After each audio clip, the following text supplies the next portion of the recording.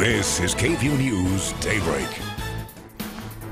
Lawmakers on Capitol Hill scrambling to repeal and replace Obamacare. But this morning we know the amount of people, the number of people that could lose their health insurance if the bill passes. AISD calling for a $1 billion bond package to be placed up for a vote this morning. What this could mean for the district.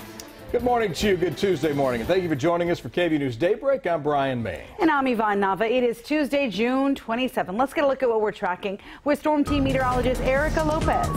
Well, still talking some rain for the end of June. Very impressive totals we had yesterday. I know a lot of you guys saw the rainfall. We officially picked up over an inch at Camp Mabry yesterday and close to half an inch for ABIA. As for this morning, rain chance is still in the forecast, about a 30% chance for the start of our day. Patchy drizzle is all we're seeing as of now, and also some patchy fog is possible. The light rain that's picking up on radars in Round Rock around Taylor and also our eastern counties just east of Bastrop and west of Giddings is where the light activity is happening right now. We're going to increase those patchy drizzle and light rain chances from this morning to some afternoon thunderstorms and also increase that percentage to a 40% chance. Highs will be in the upper 80s, lower 90s. We're calling it 90 degrees here in Austin. Just keep in mind some raindrops may be on your windshield for your morning and your afternoon rush hour commute. We're going to have more on the rain shower chances that are headed our way. As for now, let's take a look at the roads with Anna Vidrines. Thank you, Erica. Good morning. Well, this is a live look at I-35 at North Lamar Boulevard. The roads are open and clear just where I want you to be at this hour. It is now 5 o'clock in the morning. So if you're heading out the door this morning, just keep an eye out for this crash that we are monitoring. This is just here by the airport. And it's near the Del Valle area. So if you are traveling in that area, let's go ahead and try to pop it up. Doesn't look like there we go. Finally, our graphics are working. All right, Hotel Drive at Employee Drive. You can see here, this is just near the airport. Just watch out for this crash. Not blocking at this hour, but just something to watch out for this morning. I'll talk about some closures in a few minutes. Guys, back to you. And thanks, a new warning from the White House this morning saying Syria may be planning another chemical weapons attack. In a statement, officials saying the U.S. has found potential evidence that the Syrian president's preparing to conduct an attack similar to the one carried out back in April that left dozens of civilians dead, including many children. The White House did not provide any specific evidence to support the claim. Well, today there is growing opposition within the Republican Party over the Senate health care bill. Will GOP leaders have enough support to move ahead on the promise to repeal and replace Obamacare? As ABC's Emily Rao reports, there are new numbers estimating how many millions of Americans would lose coverage. I will stop this bill! As Democrats gathered with protesters. Well, I'll tell you right now, this craven, evil bill, it's not about going together. It's about leaving people behind. Republicans continued last-minute negotiations. This is the art of the possible and the art of getting 50 votes. The nonpartisan Congressional Budget Office revealing the Senate health care bill would leave 22 million more Americans uninsured over the next decade, 15 million more next year alone. Unfortunately, the forgotten men and women remain ignored in both the House and Senate bill. And that's where I'm trying to press. Republican Senator Ron Johnson citing the working class Americans President Trump has also called forgotten. Save Medicare, Medicaid, and Social Security without cuts. Candidate Trump pushing to save Medicaid, but the bill he now supports would slash Medicaid spending by $800 billion.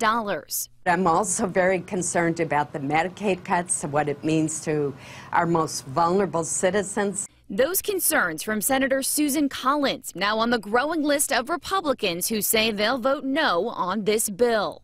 And that makes a total of 6 in the no column when this bill can only afford 2 no votes to pass. Emily Rao, ABC News, Washington. 5:04 now, and the Supreme Court plans to hear the case for President Donald Trump's travel ban on 6 Muslim-majority countries. That's set to happen in the fall. In the meantime, the Supreme Court's letting the administration enforce the ban for 90 days. It applies to citizens from Iran, Libya, Somalia, Sudan, Syria, and Yemen. So what does this mean? Well, the justices provided several examples to explain who may enter the country.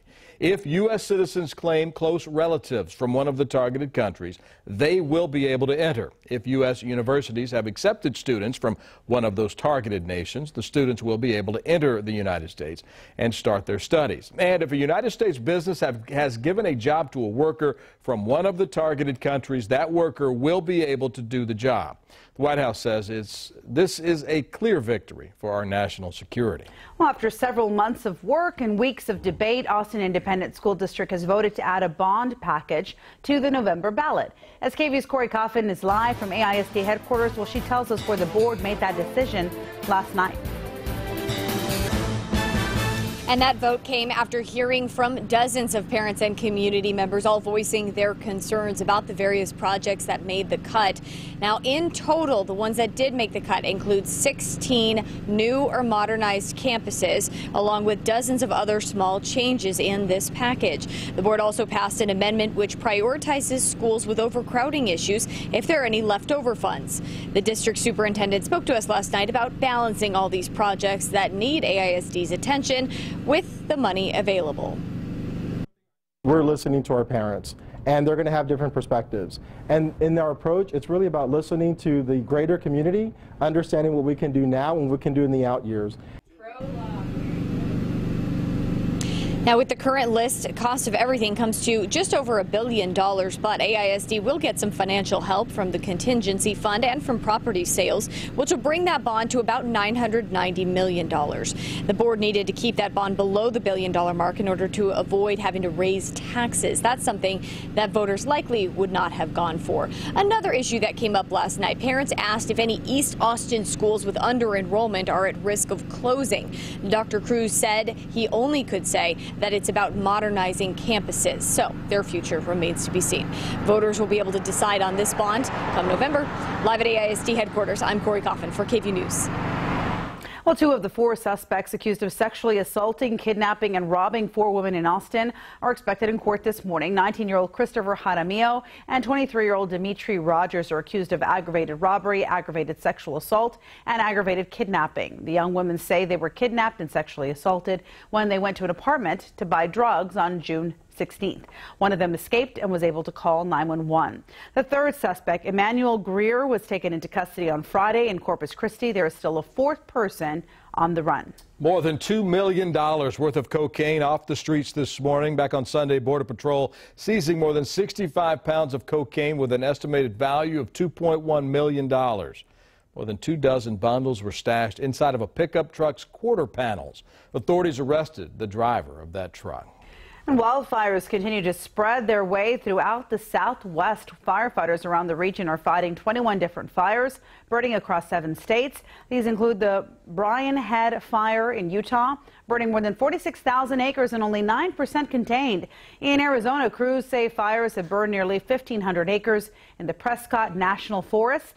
Officials say these incidents are due to the extreme heat, dry terrain, and high winds. So rain this time of year is not likely for that area? No, but they're rather dry as of now. Actually, monsoon season is about to pick up, so that rain will definitely help them, especially with the tropical season. But what we're talking about here in central Texas is lots of moisture, lots of humidity, no fire danger here. You may run into some patchy drizzle and fog this morning, so keep that in mind as you're heading out the door. Temperatures in the 70s across the viewing area and some light rain being picked up still for our central and eastern counties this morning. Here's what it looks like on Max Storm radar. Round Rock, some light rain out there, primarily in the form of drizzle is what we're talking about, though. And then just east of Bastrop, west of Giddings is where the majority of the activity that we have is going on. So only a 30% chance of some patchy drizzle this morning, but we're going to increase those rain chances this afternoon to a 40% chance of possible thunderstorms. That's about after lunchtime or so, and into the evening hours is our best chance of some stronger and heavier rain at times. How much rainfall are we talking about? Well, possibly another inch in isolated spots. Our models are indicating just south of us is where the majority of the rain should be, but I think anywhere from, say, about 1/10 to an inch is possible. The last 7 days, well, actually the last 3 days have been kind of impressive for the end of June here in Central Texas. Yesterday, officially at Camp Mabry, we picked up an inch of rain. So we'll take whatever we can get for this time of the year before it all dries out. Guys, back to you. Erica, thank you. It's almost time for what's being called Summer's Black Friday. Amazon's third annual Prime Day sale will launch next month, a day where Prime members have access to a 24-hour sale on many products with new deals on Amazon.com and also get free shipping.